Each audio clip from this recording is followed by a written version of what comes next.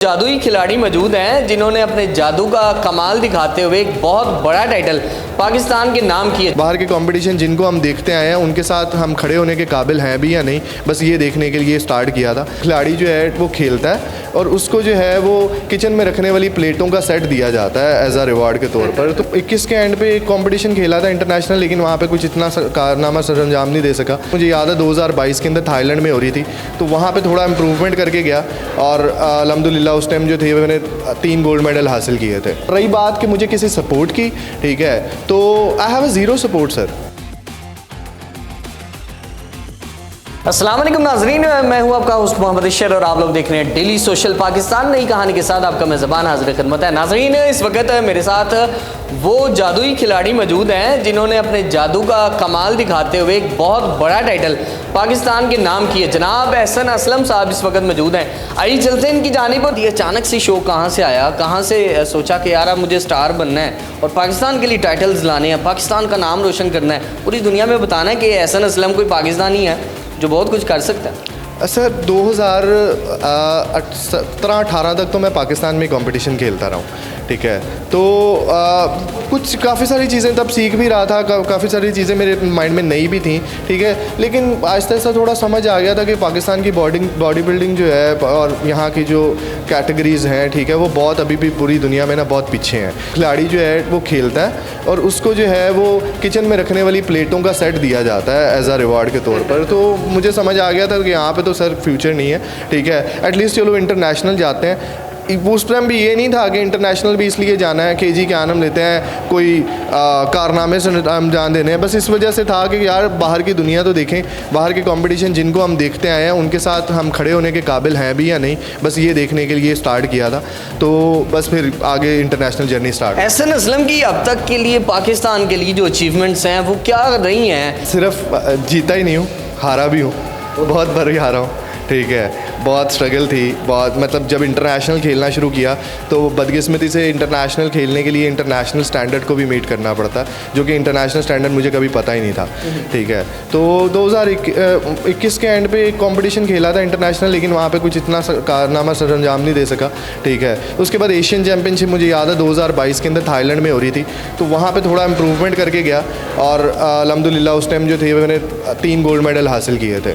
और फिर उसके बाद कुछ अरसा गैप दिया, अपने आप को और इम्प्रूव किया। लेकिन उसके बाद मेरा एक ही गोल था कि मुझे वहाँ खेलना है जहाँ पे हम लोगों को, बड़े बड़े बॉडी बिल्डर्स को देखते हैं। वो स्टेज है ओलंपिया की, ठीक है। और मैं हमेशा से ये सुनता आया था कि पाकिस्तानी जो है वो तो कभी ओलंपिया के काबिल हो ही नहीं सकते।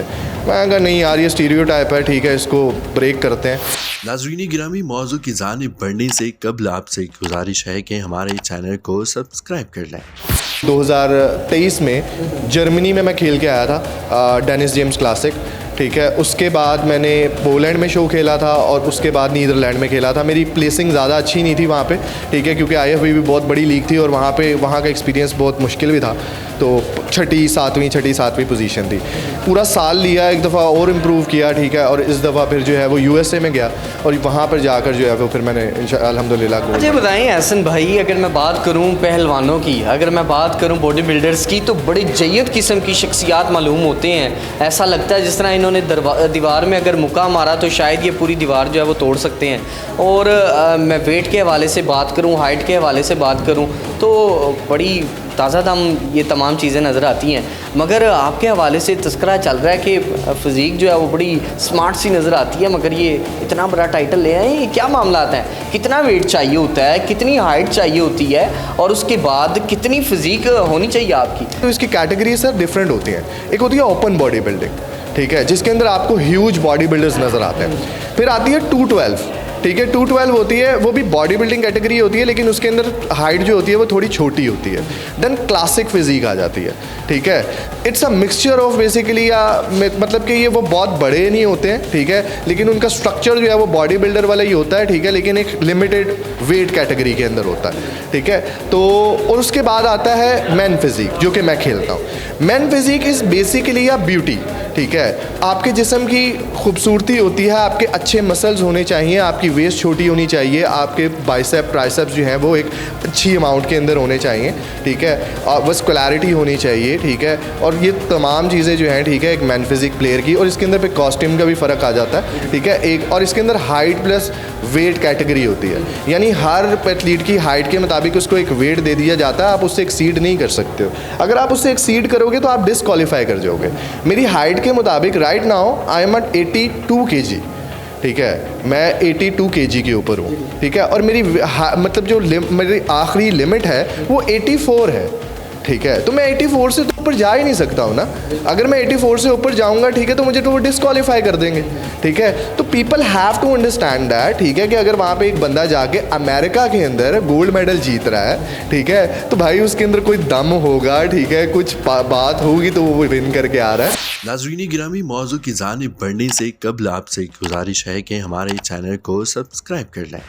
ये जो फिज़ीक नज़र आ रही है, ये कितनी मालियत की फ़िज़ीक है? और मैं बात करूं तो क्या ये सेल्फ़ इन्वेस्टमेंट है या फिर आपके जो डिपार्टमेंटल मामला हैं वो इस पे नज़र आते हैं, या कोई ऐसी स्पोर्ट नज़र आती है जो आपको फाइनेंशियली सपोर्ट करती हो, या ये खुद से बनाई गई दीवार है जिसको कोई नहीं तोड़ पाया? सर, हर इंसान के लिए ना मैं हमेशा ये चीज़ बोलता हूँ, ठीक है, कि बॉडी बिल्डिंग से पहले मेरी एक लाइफ है, ठीक है, वो है मेरी माँ बाप की ज़िम्मेदारी, मेरे घर की ज़िम्मेदारी। मैं बॉडी बिल्डिंग तब तक करूँगा, ठीक है, जब तक मेरे घर वालों की ज़िम्मेदारी जो है वो इसके बीच में नहीं आएगी, ठीक है। अब मुझे जब तक पता है ना कि मैं इसको साथ लेके चल सकता हूँ और अपने घर की भी ज़िम्मेदारी उठा सकता हूँ, मैं इसको कंटिन्यू करूँगा। और रही बात कि मुझे किसी सपोर्ट की, ठीक है, तो I have a zero support sir, ठीक है, I don't have any support from any department, any government, any private sponsor. मैं कभी नहीं लोगों को जाके कह रहा कि यार आप स्पॉन्सर करें मुझे या किसी फाइनेंशियली तरीके से सपोर्ट करें। मैं ये कर चुका हूँ, ठीक है, मैं एक दफ़ा ट्राई कर चुका हूँ, एक नहीं मैंने बहुत दफ़ा ट्राई किया। क्या रिजल्ट्स थे सर? मैं जब नॉर्मली जब स्पॉन्सर्स के लिए कॉल करता था, मतलब कि मैंने छोटे छोटे बड़े बड़े बहुत सारे लोगों से बात की, सोशल मीडिया के ऊपर पोस्टिंग भी करवाई, क्योंकि ऑब्वियसली एक्सपेंसिव स्पोर्ट्स है और हर बॉडी बिल्डर चाहता है अगर मेरे पास थोड़ा स्पॉन्सर होता तो शायद मैं जहाँ मैं एक शो खेल रहा हूँ एक साल के अंदर, ठीक है, वहाँ पर मैं 2-3 खेलता। कितनी लड़कियों ने अप्रोच किया और क्या शादी हो चुकी है, या अभी बहुत सारी लड़कियाँ जो ख्वाब देख रही हैं वो ख्वाब देख सकती हैं, इसके चांसेस नज़र आते हैं कहीं ना कहीं? क्या मामला था? सर यहाँ पे तो मुझे नहीं लगता ठीक है कि मतलब हम जैसे लोगों को कोई पसंद करता होगा, कोई लड़कियाँ चड़कियाँ, और अल्हम्दुलिल्लाह एक ही मेरे पास है, ठीक है, जो माँ बाप ने पसंद की, ठीक है, और जो अल्लाह ताला ने नसीब में लिखी हुई है, तो वही काफ़ी है, ठीक है। बाकी क्या नाम, यानी कि कुछ तासुरात आपके ऐसे लग रहे हैं कि होने वाली है या हो चुकी है, ये क्या? नहीं, अल्हम्दुलिल्लाह हाँ, मेरे मामला बिल्कुल ठीक है, ठीक है, मेरे माँ बाप की पसंद है, ठीक है, मैं और मुझे भी पसंद है। अच्छा हसन भाई, एक लास्ट क्वेश्चन है, हमारी नौजवान नस्ल यूथ के हवाले से अगर मैं बात करूँ तो मंशियात और इस तरह की बहुत सारी चीज़ें उनको यूटिलाइज़ करती है, शायद वो शौक किया करती है, लेकिन ये जो शौक है इस बारे में आप क्या पैगाम देना चाहते हैं? क्या नौजवान नस्ल इसको परस्यू करे? सर मेरा ना एक ही पैगाम है, ज़िंदगी मिलती है एक दफ़ा और ख़ूबसूरत है, आप जैसे भी हो, जो भी हो, बहुत अच्छे हो, ठीक है, आप जिम जाओ, पैसा कमाओ, अपने ऊपर इन्वेस्ट करो इंस्टेड ऑफ यूजिंग अपने माँ बाप का पैसा या अपना पैसा मंशियात के ऊपर लगाने से बेहतर है कि आप अपनी ज़िंदगी संवारो, ठीक है, अच्छे कपड़े पहनो, जिम जाओ, अपनी ग्रूमिंग करो, जितना आप कर सकते हो अपने लिए करो, घूमो, दुनिया देखो, यही लाइफ है, ठीक है, मज़ा लो ज़िंदगी का, ठीक है। ये जो नशे वगैरह ये सारी चीज़ें हैं, I don't think so it's worth it, ठीक है, it's a disaster of life. कुछ देर का मज़ा है, ठीक है, और उसके बाद असल मज़ा वो है, ठीक है, जो आपको फ़ख्र महसूस करवाए, ठीक है। तो नाज़रीन, आज मेरे साथ एहसन असलम मौजूद थे, पाकिस्तान का वो पॉजिटिव चेहरा जिसने शायद पाकिस्तानियों का सर फ़ख्र से बुलंद किया, और मुझे ये लगता है कि इनको फाइनेंशियली सपोर्ट करना चाहिए उन तमाम इदारों को जो कि डिपार्टमेंटल स्पोर्ट्स करवाते हैं, और उसके साथ साथ हुकूमत को। तो इस पर ज़रूर नज़रसानी कीजिएगा और इसी के साथ अपने मेज़बान मुहतशिर को दीजिए इजाज़त। मुलाकात करेंगे अगले प्रोग्राम में, अल्लाह ने के बाद।